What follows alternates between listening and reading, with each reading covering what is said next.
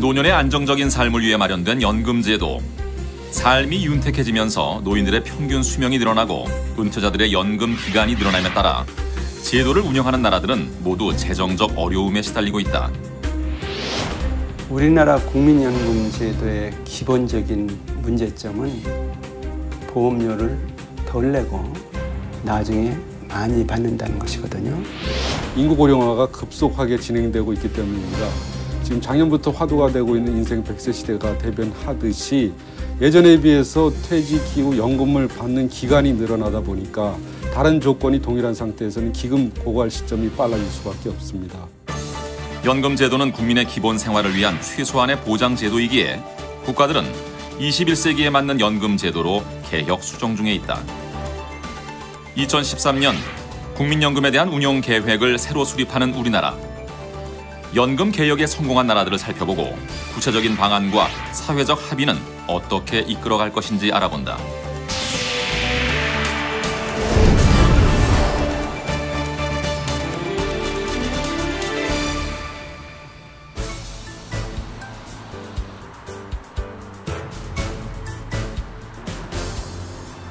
연금제도 100년의 역사를 자랑하는 유럽도 장기적인 경기 침체와 늘어나는 평균 수명, 낮아지는 출산율로 인해 관대한 연금 지속이 어렵다는 판단과 함께 연금 개혁에 나섰다.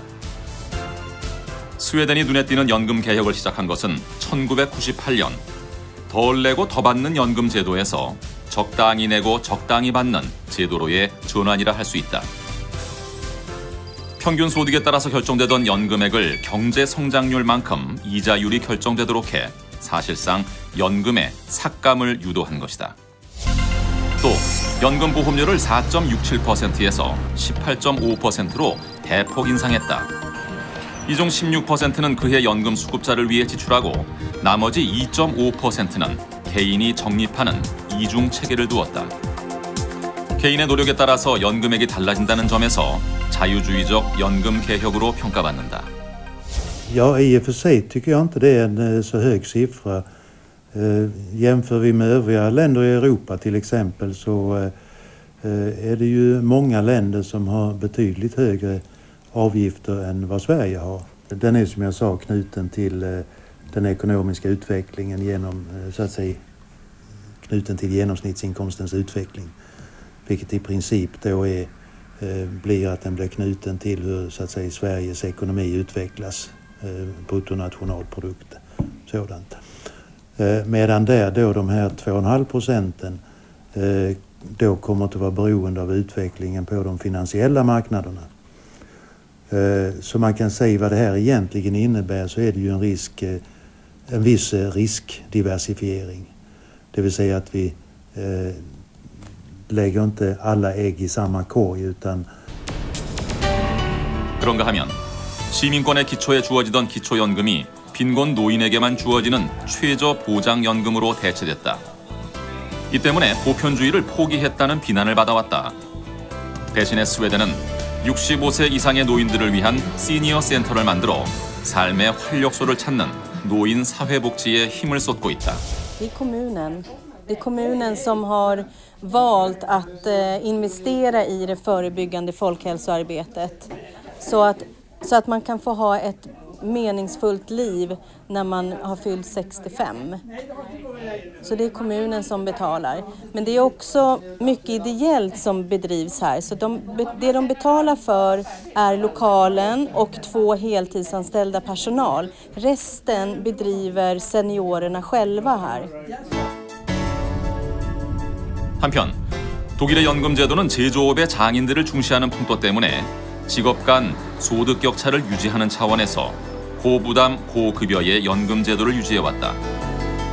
연금액의 목표는 평균 소득의 70%를 만드는 것. 이에 따라 현재 보험료가 19% 선인데 2030년이 되면 22%까지 인상될 전망이다. Kann man also nicht grundsätzlich sagen, dass der Beitragssatz in Deutschland zu hoch ist. Er wird auch jetzt nur temporär auf eben 19% sinken. Längerfristig, und das liegt einfach an der Alterung der Bevölkerung, wird er also bis 2000. 하지만 2000년대 들어 낮은 경제 성장률, 고령화, 통일 독일에 따른 부담이 가중되면서 보험료 인상만으로 재정 안정화를 유지하기 어렵다는 판단을 내린다. 이에 2004년 보험료율을 20%의 수준에서 묶는 대신에 연금액을 평균 소득의 43%까지 하향 조정하는 정책을 폈다. Verabschiedet und seitdem hatten wir eine Reihe von Reformen, mit denen es gelungen ist, zum einen das Leistungsniveau der langfristigen ökonomischen Situation anzupassen und die demografischen Verschiebungen im Altersaufbau im Rentensystem so abzufedern, dass es nachhaltig finanzierbar ist. Und wir haben dann nach 2000 in einer Reihe von Reformen angefangen, das Alterssicherungssystem. 또 공적 연금의 부담을 덜기 위해 기업 연금과 개인 연금으로의 전환을 유도했다. 독일의 이들 부부는 국가와 사적 연금 두 곳에서 연금을 받는데 사적 연금은 가입 당시 회사에서 절반을 보조했다고 한다. Sogenannte Versorgungskasse. Da haben wir einen Teil gezahlt, einen Teil die Firma und da habe ich auch noch eine Rente von bekommen. Also ist keine Betriebsrente, ist so wie eine Versicherung, eine Rentenversicherung gewesen. Die meinen Sie dann eine Privatversicherung? Ja, das ist halt privat. Also als ich gearbeitet habe, man musste in diese Kasse gehen, weil die Firma was einzahlte und weil ich was einzahlte. Also es war so ein halber Zwang. Aber damals hat man das als Zwang empfunden, aber hinterher ist man froh, wenn man noch ein bisschen mehr Geld hat. Ne? Ja, und das ist ganz... 세계적으로 연금액을 줄이는 정책이 시행되는 만큼 노후 생활의 여유를 위해 또 공적 연금의 부담을 줄이기 위해 기업 연금이나 개인 연금 같은 사적 보험의 활성화가 필요하다는 것이다. 한편 연금액의 축소로 저소득층 노인들의 생활이 어렵게 되자 사람들은 연금제도 본래의 목적인 소득 재분배의 역할에 문제를 제기했다. 이에 정부는 저소득층의 사적 보험을 보조해주는 방식으로 해결점을 찾고 있다. 독일에서는 저소득층에 대해서 공적연금뿐만 아니라 사적연금에도 가입할 수 있는 리스터연금이라는 연금제도를 도입해서 정부가 각종 세제 혜택을 지원하면서 그 저소득층일지라도 공적연금뿐만 아니라 사적연금을 통해서 노후소득원을 다운하는 쪽으로 지금 가고 있습니다. 이제 그런 관점에서 독일의 연금개혁은 우리가 본받아야 할 부분이 좀 많은 것 같습니다. 전문가들은 독일의 연금 개혁이 아직 끝나지 않았다고 말한다. 보험료율을 22%까지 인상하면서 현행 연금제도를 지탱할 수 있을지는 미지수이기 때문이다. 여전히 고비용 구조라는 평가를 받고 있고 추가적인 개혁 필요성이 제기되고 있다. 세계가 연금 제도에 대한 다양한 대책을 내놓는 사이 우리나라의 국민연금도 새로운 계획 수립을 준비하고 있다. 국민연금이 시행된 것은 지난 1988년. 20세기에 사회복지에 관심을 가진 유럽에 비해 우리나라의 연금 제도는 매우 뒤늦게 시작된 셈이다.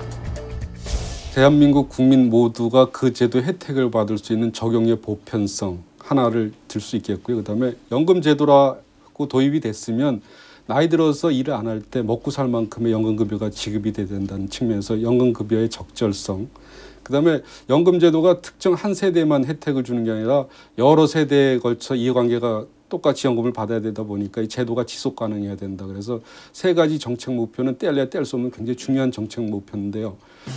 시행 26년의 짧은 역사를 가졌지만 적립금 400조 원의 세계 3대 연기금으로 성장한 국민연금. 그러나 2053년 혹은 2060년 기금 고갈이 예상되면서 제도에 대한 문제점들이 지적되고 있다. 먼저 보험료율과 연금액에 대한 이야기를 해보자. 국민연금과 유럽연금의 보험료율을 비교하면 유럽의 보험료율이 20% 선인데 비해 우리나라는 9%로 낮은 수준을 보이고 있다. Jeg er ikke så godt kjent med det koreanske pensjonssystemet og det koreanske samfunnslivet generelt. Jeg tror at land kan lære av hverandre, men samtidig så er landene så forskjellige at man uansett er nødt til å finne sin egen vei. Men når det er sagt, så en 9% premierate i pensjonssystemet, det tror jeg er relativt lavt sammenlignet med andre OECD-land. Så det kan høres ut som det er potensiale for å øke bidragsratene noe. 또 연금액은 1988년 시작한 뒤로 평균 소득의 70%를 지불했다. 그러나 시간이 지나 10년마다 10%씩 내려 현재는 50% 수준의 연금을 지불하고 있고 2028년까지는 40%대로 낮출 계획이다. 그럼에도 해외 전문가들은 연금액을 더 낮추고 보험료율은 더 높여야 한다고 지적한다. Den siffran har i Korea 9% är för mig då väldigt låg. Och om man liksom bara tittar rakt över om så att säga vilken avgift man behöver för att ge en viss pensionsnivå så såg jag i era frågor att ni hade en vad heter det? 50% av inkomsten var vad man skulle få i pension ungefär. Och tittar man då på en avgift på 9% och så att säga om man skulle ha ett sånt här pay-as-you-go-system där avgiften ska betala årets pension så skulle man behöva ungefär mellan 5 och 6 personer som betalar avgift för varje pensionär för att få ett sådant system att gå ihop. Och tittar vi till exempel i Sverige så har vi för närvarande ungefär 2,5 betalande för varje pensionär. 이에 따라 국회 예산정책처는 지난 8월 국민연금의 지속 가능성을 위해 보험료율을 13%까지 인상해야 한다는 주장을 발표했다. 사실은 가입자 입장에서 생각하면은 지금 아무리 저항이 조금 좀 심할지라도 보험료율을 높여서 국민들의 노후에 있어서의 그 세계를 안정화시키는 것이 가입자의 입장이라면은 좀 더 바람직한 것이겠죠. 그리고 지금 현재 9%의 보험료율을 유지할 경우 기금 고갈이 생길 수밖에 없고요. 이걸 막기 위해서는 최소한 보험료를 13% 이상까지는 올려야 이 제도가 장기적인 관점에서 안정적으로 운영이 될 수 있을 것 같습니다. 정부는 지난 2003년 재정계산에서 연금 보험료를 15.9%까지 인상하고 연금액을 낮추는 방안을 제시했다. 그러나 보험료 인상에 따른 사회적 반발이 예상돼 2007년 연금법에서 보험료율은 그대로 두고 연금액만 낮추는 선에서 정리했다. 그 결과 재정 안정에 어려움을 겪었다는 것. 이젠 보험료 인상이 필요하다는 지적이지만 보험료율 인상 후 연금 미납자가 높아진 일본의 사례를 보면 이를 현실화하는 데에는 많은 어려움이 예상된다. 일본도 이제 그 우리나라처럼 이제 그 공적연금의 어떤 그 재정 문제가 좀 심각해서 공적연금의 그 보험료를 좀 올려갔다. 그렇게 또 검토를 했고 또 이와 같은 그 과정을 통해서 보험료를 대폭적으로 올렸습니다. 문제는 이제 일본도 저성장 그 기조 속에서 경기가 침체가 되고 또 소득이 떨어지고 또 이 우리나라처럼 이 교육비 지출, 자녀에 대한 그 양육비 지출이 이제 크다 보니까 제대로 그 보험료를 낼 수 있는 그런 그 사람들이 없었던 거죠, 사실은. 각국의 연금 개혁은 연금액을 낮추고 보험료를 상승시켜왔다. 그럼에도 상황이 호전되지 않자 최근 OECD 주요국들은 수급 연령의 인상을 추진하고 있다. 독일과 스웨덴, 프랑스는 65세에서 67세로, 영국과 이탈리아는 68세로 늦추면서 법정 퇴직 연령도 함께 연장시켰다. 100세 시대를 사는 오늘 수명이 연장된 만큼 2, 3년 이상은 더 일할 수 있다는 것이다. Die, wie ich es gerne nenne, lange Langlebigkeit, also das Erreichen von hohem Lebensalter jenseits der 80, der 90 Jahre in Europa, aber eben auch weltweit stark zugenommen hat. Und das bedeutet nun, dass das Verhältnis zwischen der Länge des Arbeitslebens und der Länge des Ruhestands doch ohne Anhebung des Rentenzugangsalters in ein starkes Ungleichgewicht gerät. Renten werden dann einfach entweder unfinanzierbar oder sie sind unattraktiv niedrig. 그러나 유럽의 실제 퇴직 나이는 61.8세, 법정 퇴직 연령보다 빠르다. 퇴직 연령을 연장한다 해도 노인들이 일할 수 있는 곳이 많은 것도 아니다. 그래서 국민들은 여전히 갈등하고 있다. Systemet som sådant är ju att vi sparar själva. Jag tycker vi ska bli garanterade de pengarna vi sparar. Alternativet är att man får sänka skatterna i Sverige för vi betalar alldeles för mycket i skatt. Ja, det svenska pensionssystemet är relativt bra tycker jag. Som jag förstår det så är det ändå så att det bygger på en viss tillväxt. Men den tillväxten har inte varit den tillväxt som de har räknat med. Så att därför så tror jag att pensionssystemet är relativt underfinansierat. Så att därför så får man se lite förslag nu hur man ska kunna klara framtida pensioner. 이처럼 의견이 분분한 논의를 제도화하기 위해서는 국민의 합의가 필요하다. 스웨덴은 1998년 연금 개혁 당시 14년에 걸친 긴 합의를 통해 제도를 만들어냈고 독일도 정권이 교체되는 갈등 속에서 일관성 있는 재정 안정화 정책을 폈다. 이처럼 오랜 기간 대화와 합의를 거쳐 신뢰를 얻는 것이 중요하다. 수급 연령의 연장 또한 마찬가지다. Und die Regierung argumentiert, dass sich die Arbeitsmarktverhältnisse ja bessern werden für die älteren Beschäftigten, dass diese Maßnahme allmählich eingeführt wird. Jetzt in diesem Jahr haben wir begonnen, 2012, und der letzte Schritt wird 2031 vollzogen sein. Bis dahin werden die Leute noch gesünder sein, sie werden gebildeter sein, die Jobs werden sich verändert haben, sodass sich die Befürchtungen nicht in der Weise realisieren werden, wie das angenommen wurde. Dass die Diskussion darüber schon etwas bewirkt.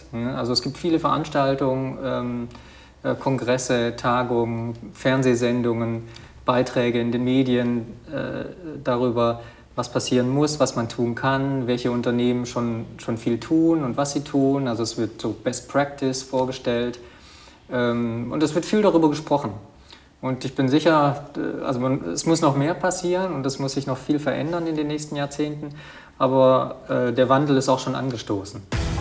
반면 재정 위기로 긴축 재정에 나선 남유럽 정부는 2013년 예산안 발표를 하면서 연금을 동결하거나 삭감하고 수급 개시 연령을 65세에서 67세나 68세로 연장하는 방안을 발표했다.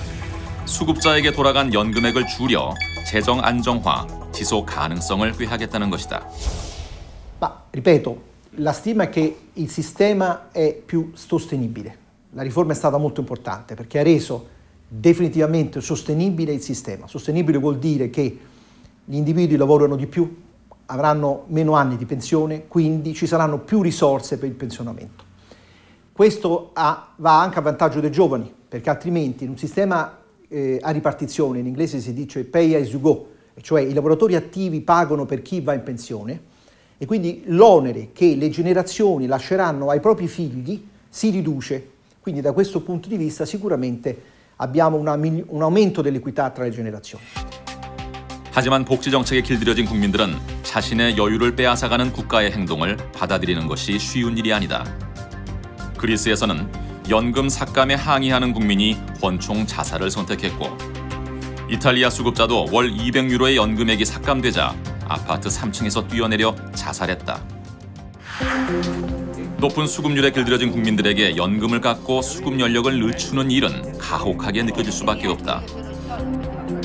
과잉 복지에서 재정 안정으로의 개혁, 사회적 합의 없이 이루어진 연금 개혁에 남유럽 국민들의 저항이 심상치 않다. 현재 국민연금의 개시 연령은 60세이며 2013년 61세를 시작으로 5년마다 1년씩 연령을 늦추어 2033년부터는 65세부터 연금을 받도록 단계적으로 바꾸고 있다. 그리고 우리는 올해 10월 국민연금 종합운영계획을 발표할 예정인데 우리도 OECD 주요국처럼 수급 개시 연령을 65세에서 67세로 연장하자는 것이다.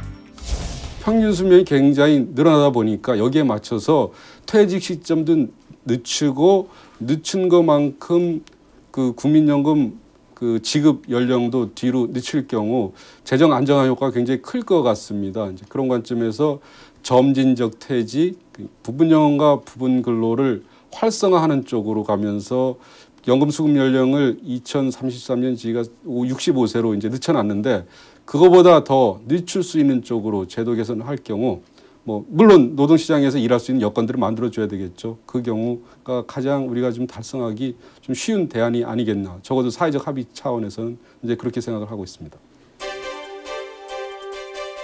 그렇다면 재정 안정화를 위해 연령을 연장하면 얼마나 기금 소진이 늦추어질까? 67세로 연장하면 기금 소진은 약 3년 정도 늦추어질 뿐이다. 효과는 그다지 크지 않다. 또한 정년 연장이 병행되지 않으면 노후 빈곤이 발생하고 청년 고용 문제로 악화될 수 있다. 다른 문제는 퇴직한 뒤 연금을 받기까지 소득 없이 지내는 기간의 문제다. 한국 직장인의 평균 정년은 55세 전후, 국민연금을 수령하는 65세까지 짧게는 5년에서 길게는 10년 이상 소득 없는 공백기, 일명 보릿고개를 넘어야 한다. Also das Ruhestandsalter 55 ist und dass man aber erst ab 65 eine Rente bekommen kann, das verstehe ich gar nicht. Also deshalb kann ich auch nicht das kann ich keine Antwort geben. 임금소득도 부족하고 연금소득도 없게 되는 그러나 일종의 그 마의 10년이라고 그렇게 해야 되나요? 그 마의 10년의 공백이 생기게 돼서 지금 우리가 앞으로 이 문제를 어떻게 해소할 거냐 이런 것들이 이제 앞으로 경제사회적으로 굉장히 중요한 과제로 남아 있다고 볼 수가 있겠습니다. 10년의 보릿고개도 해결되지 않은 가운데 수급 연령을 2년 더 연장한다면 과연 국민들이 연금 제도에 대한 필요성을 느낄 수 있을까? 전문가들은 수급 연령을 늦추면 연금 공백기도 그만큼 늘어나기 때문에 다른 시스템이 우선적으로 도입돼야 한다고 말한다. Ja, das ist eine sehr ungewöhnliche Übergang von älteren Menschen in den Ruhestand, dass dazwischen eine Phase liegt, nachdem sie ihre Beschäftigung in einem Unternehmen aufgegeben haben, 10 Jahre warten müssen, bis sie dann eine Rente erhalten.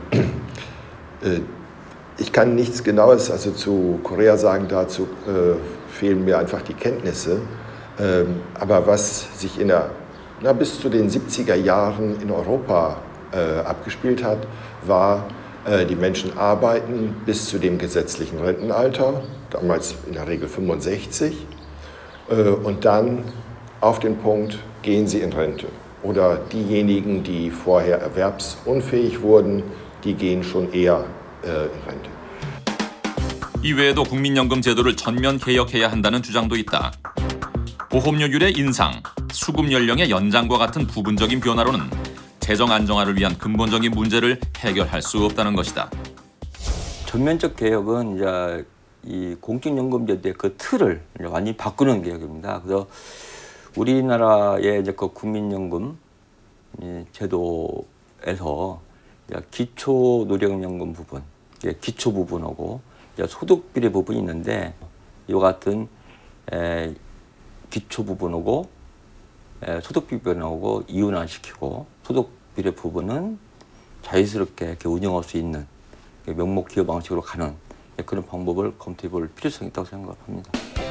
즉, 국민연금을 기초연금 부문과 소득 비례 연금 부분으로 나누어 명목 확정 기여 방식으로 전환해야 한다는 것이다.